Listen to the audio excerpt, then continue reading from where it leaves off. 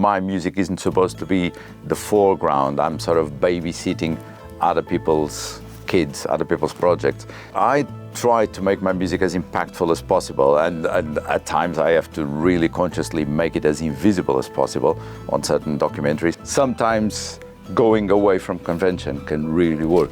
I'm Miguel D'Oliveira. I'm a Portuguese British composer. I don't have any musical education. I went to medical school. I went about trying to learn on my own as much as I could, from orchestration to computer software. I put an advert on one of the London film schools. I scored a short film and that was it. I was hooked. Eventually my first, I suppose, paid job came again on a short film. My fee was a Burger King meal.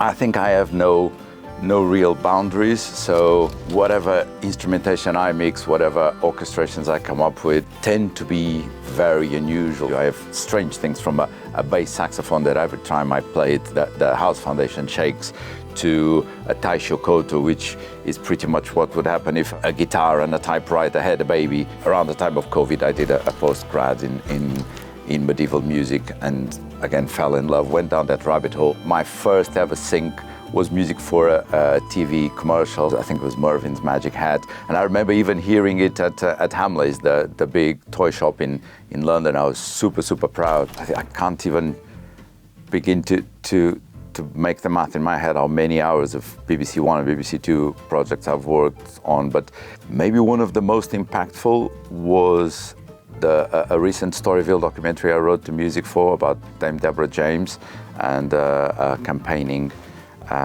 with bowel cancer awareness. I keep challenging myself with everything I do. It wasn't that long ago that I was pitching for 2 BBC series, and by distraction I ended up sending the wrong set of tracks to each of the pitches, and they were completely different. And I ended up getting both gigs. So it kind of taught me that I can't take any of my present knowledge as gospel.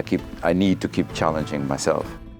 The reward side has surpassed my expectations. For instance, on first dates, I've had at least 5 people who got married, that the bride came down the aisle with the first dates track. That for me is far beyond whatever I could get paid.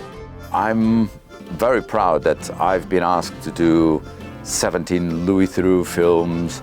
I don't think I have really a process, so I'm massively disorganized and I don't have a method. So I'll pick sometimes the strangest thing that comes to hand from a cello banjo or my bass sax, and try to really force myself to come up with an idea outside my comfort zone. I always try to tell the director, listen, let's move away from something that's expected. Sometimes going away from convention can really work. So my advice to anyone who would like to try a career in music is don't overthink it. I thought, well, if this is something I really want to try, there's no point in going halfway. You either jump out of that plane and then worry later if you've got your parachute or not. But don't try to imitate other people. Find out what may you have within your quirky wiring of your brain that will make your music a little bit different from everybody else. For me, the day I feel this is a job, I'm doing it wrong.